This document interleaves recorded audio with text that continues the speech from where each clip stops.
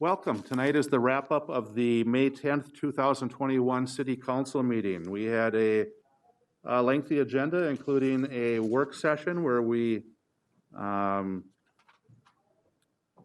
a number of things, but including review the concept of an early retirement incentive program, in which our city administrator took a look at where our budget is and what the pros and cons would be of offering that. Obviously, generally a new hire would come in at a lower part of the pay scale, and the person leaving the incentive would be paying extra at that end of it. So we took a look at it and had a discussion. He will come back with a proposal at our next regular meeting on May 24th.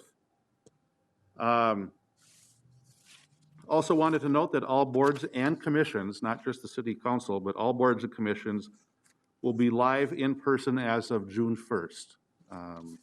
As things continue to change, we will be back, not just for council meetings, but for all our boards and commissions live and in person. Had a number of items that were lengthy. There were 20 items on the consent agenda. A majority of them had to do with approving seasonal and part-time employees and entering some contracts and authorizing grants. At our regular meeting, we approved an item to buy fencing rather than rent it for the IRA Civic Center project whenever that begins.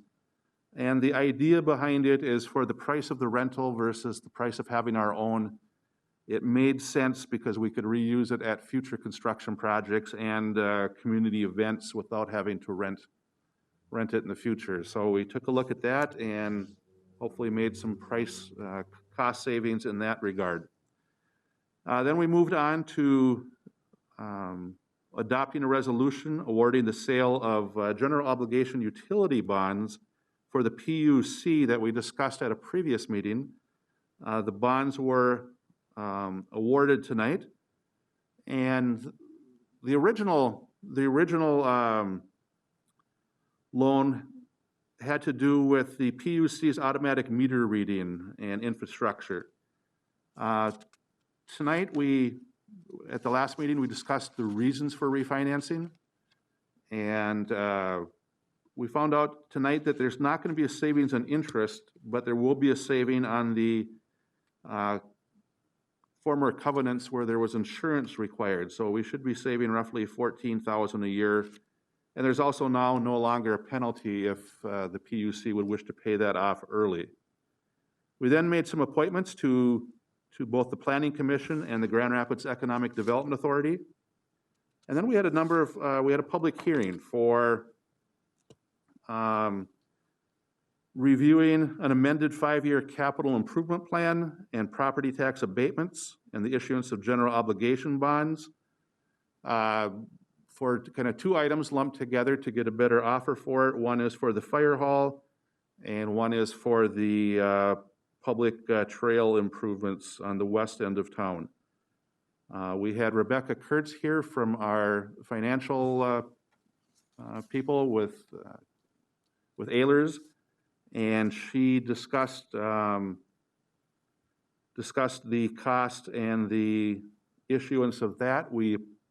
After the public hearing, we did approve the 5-year capital improvement plan and the issuance of bonds, and also the tax abatement involved with that. So those will go to bid, and we will have an opening of bids on June 14th, at which time she will come back to the council with the results of that. So a lot of financial stuff on the agenda this evening, but it was a good meeting, and we will be back on May 24th in 2 weeks.